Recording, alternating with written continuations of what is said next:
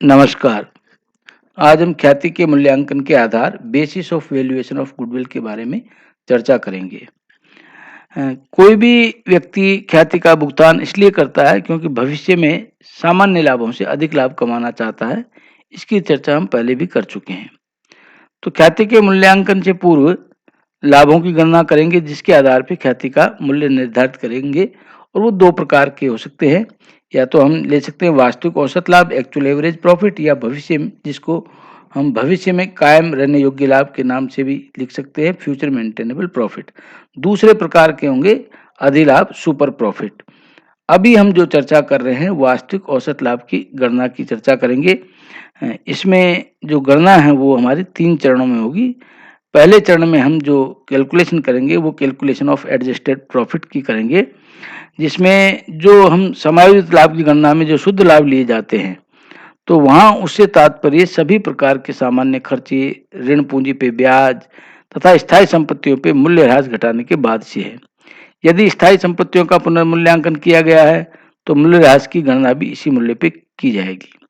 दायित्व और हानियों के लिए सभी आयोजन, जैसे डूबत ऋण के लिए, कर के लिए आदि लाभों में से करेंगे, परंतु लाभों का नियोजन जैसे संचयों में हस्तांतरण, इक्विटी तथा पूर्वाधिकार अंशों पर प्रस्तावित लाभांश, इनको नहीं घटाएंगे। यदि स्टॉक व अन्य चालू संपत्तियों के मूल्य में कोई परिवर्तन होता है तो इसका समायोजन भी चालू वर्ष के लाभों में से करेंगे। इनके मूल्यों में कोई परिवर्तन होता, कमी होती है तो लाभों में से घटाएंगे। इसके विपरीत यदि कोई वृद्धि होती है तो उसको जोड़ देंगे। गैर व्यापारिक विनियोगों की आय को लाभ में से घटा देंगे। यदि किसी वर्ष के लाभ में कोई असाधारण हानि या व्यय हुआ है तो उन्हें उस वर्ष के लाभ में वापस जोड़ देंगे, और यदि किसी वर्ष के लाभ में कोई असाधारण लाभ या आय शामिल है तो उस वर्ष के लाभ में से घटा देंगे। यदि किसी वर्ष हानि हो या लाभ असामान्य रूप से कम या ज्यादा हो तो उस वर्ष की हानि या लाभ को औसत लाभों की गणना करते समय शामिल नहीं करेंगे। अब स्टेटमेंट के रूप में अगर हम इसको देखते हैं तो इस प्रकार से बना सकते हैं, जिसमें नेट प्रॉफिट बिफोर टैक्स, जिसमें ऐड करेंगे abnormal expenses and losses if debited in profit and loss account. Increase in value of current assets, इसको भी ऐड कर देंगे। फिर इनका टोटल करेंगे, जिसमें से लेस करेंगे abnormal income and profit if credited in profit and loss account. For example speculation profit, decrease in value of current assets, provision for taxation, provision for bad and doubtful debts due to accounting error, and income and of non-trade investments if unequal income in every year।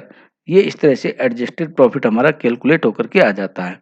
अब जो हमारी जो second stage है, दूसरा चरण, उसमें हम calculation of average profit करेंगे।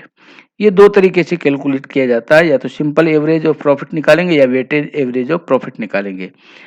यदि हम पिछले 3-5 जितने भी वर्ष के समायोजित लाभ लेते हैं तो उनका जब हम एवरेज प्रॉफिट निकालते हैं तो total adjusted profit of given number of years, चाहे वो 3 हो, 4 हो, 5 हो, जितने भी दिए हुए हैं, उसमें से जितने वर्ष थे नंबर ऑफ ईयर्स उससे डिवाइड कर देंगे तो सिंपल एवरेज ऑफ प्रॉफिट निकल करके आ जाएगा।